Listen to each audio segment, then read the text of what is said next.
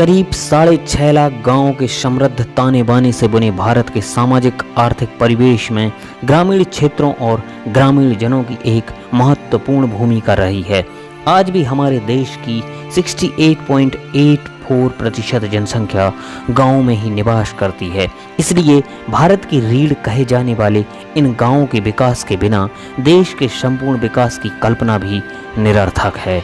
फिर भी अपने पहलू में अनमोल सांस्कृतिक विरासत और विविधता को समेटने वाले भारत के गांवों को शहरों की तुलना में हमेशा ही अधिक चुनौतियों का सामना करना पड़ा है। आज जब देश आज़ादी का अमृत महोत्सव मना रहा है, तब यह जानना जरूरी हो जाता है कि आज़ादी के समय भुखमरी, अशिक्षा, बेरोजगारी और बीमारियों का प्रकोप झेल रहा ग्रामीण भारत आज के इस डिजिटल युग में विकास के किस मोड़ पर खड़ा है और हमारी सरकारों ने ग्रामीण विकास के लिए क्या क्या कदम उठाए हैं। ग्रामीण भारत का इतिहास एवं वर्तमान परिप्रेक्ष्य। वर्तमान में ग्रामीण क्षेत्रों में सामाजिक परिवर्तन का दायरा परंपरागत विकास से काफ़ी व्यापक है। इसमें विकास के विभिन्न आयामों के साथ समावेशी व सतत विकास, भौतिक व डिजिटल कनेक्टिविटी, गुणवत्तापूर्ण जीवन के लिए न्यूनतम जरूरतों की पूर्ति जैसे अनेक महत्वपूर्ण पहलू शामिल हैं। ग्रामीण भारत की इस विकास यात्रा को समझने के लिए उसके इतिहास को जानना होगा, क्योंकि इतिहास को जाने बिना वर्तमान के मूल्य को नहीं समझा जा सकता। तो चलिए इस वीडियो के माध्यम से आयामों के जरिए ग्रामीण भारत की स्थिति को समझने का प्रयास करते हैं। दोस्तों, नॉलेज जोन की दुनिया में आपका स्वागत है। कृषि की स्थिति। आज़ादी से पहले ग्रामीण भारत की जनसंख्या लगभग 85% थी, जो प्रत्यक्ष या परोक्ष रूप से अपनी आय के लिए कृषि पर निर्भर थी।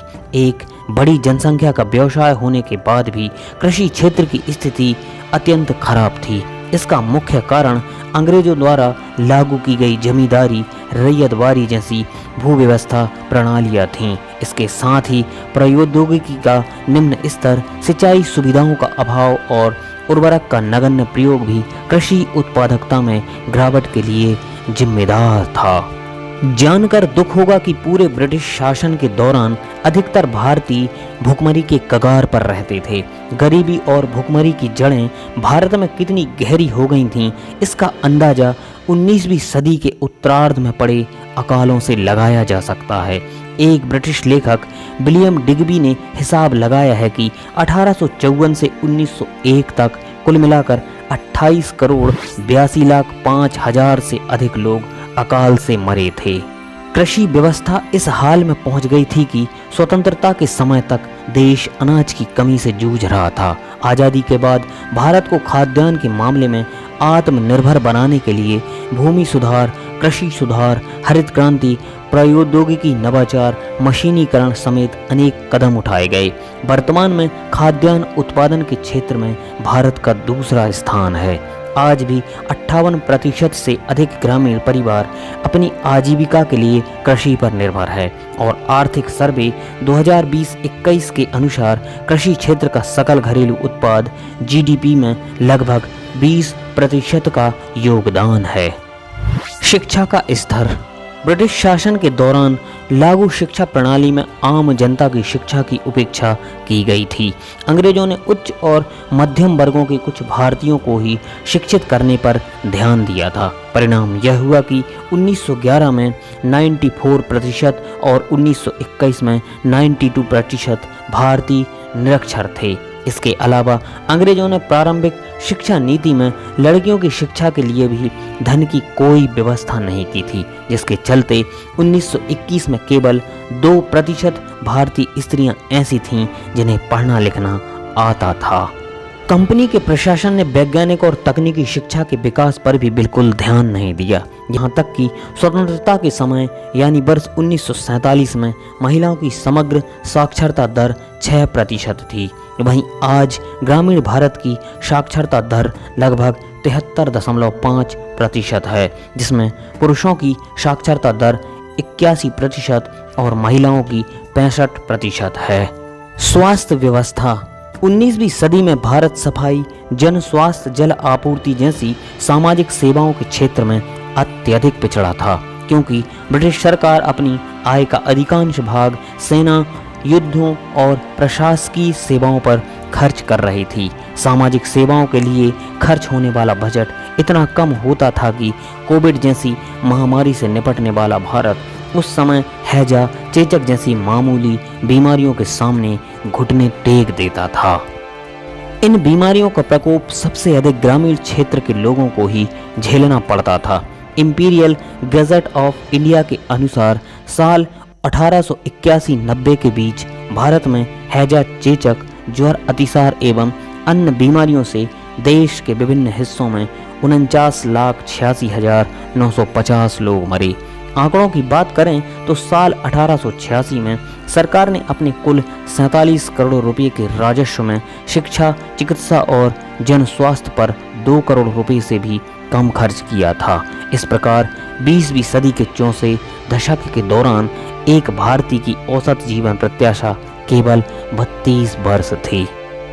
वहीं आज़ादी के समय देश में सरकारी अस्पतालों की संख्या 7,000, प्राथमिक स्वास्थ्य देखभालों की संख्या 725 थी, तो निजी अस्पतालों की संख्या केवल 10,000 के करीब थी। समय के साथ साथ ग्रामीण क्षेत्रों तक स्वास्थ्य सेवाओं की पहुंच पर ध्यान केंद्रित किया गया और वर्तमान में सभी ग्रामीणों तक विशेषज्ञ डॉक्टरों की पहुंच सुनिश्चित करने, हर व्यक्ति की सेहत का डाटा एकत्र करने, रोग के पूर्व निदान में स्वास्थ्य सेवाओं का डिजिटल अवतार कारगर साबित हो रहा है। स्वास्थ्य सेवाओं की प्रगति का ही नतीजा है कि आज एक भारतीय की जीवन प्रत्याशा 70 साल हो गई है। परिवहन प्रणाली। औपनिवेशिक भारत में यातायात के साधन बहुत पिछड़े हुए थे। यातायात बैलगाड़ी और टांगों तक ही सीमित था। हालांकि बाद में ब्रिटिश शासकों ने अपने फायदे के लिए ही सही देश में यातायात की एक सस्ती और आसान प्रणाली का विकास किया था। उन्होंने नदियों में स्टीमर चलाए और सड़कों को सुधारना आरंभ किया।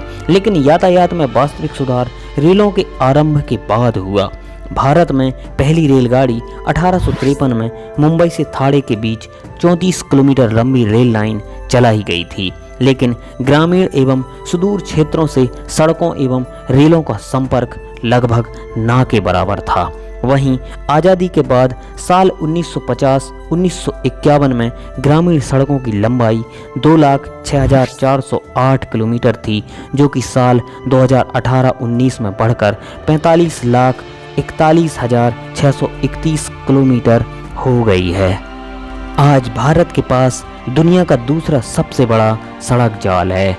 बुनियादी सुविधाएं और जरूरी बाजार मुहैया कराने के लिए लगातार ग्रामीण समुदायों को जोड़ने का प्रयास किया जा रहा है। औद्योगिक क्षेत्र।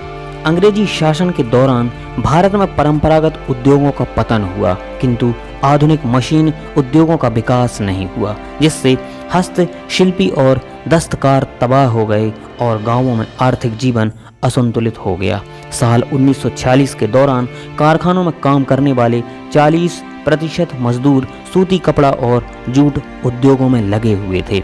भारत के औद्योगिकरण की शून्यता इस तथ्य से स्पष्ट हो जाती है कि 1951 में 35 करोड़ 70 लाख की कुल जनसंख्या में से केवल 23 लाख लोग आधुनिक औद्योगिकी उद्यमों में लगे थे। दोस्तों, आज के वीडियो में बस इतना ही। आपको हमारा वीडियो कैसा लगा कमेंट करके जरूर बताएं। मिलते हैं एक नई वीडियो के माध्यम से। जय हिंद।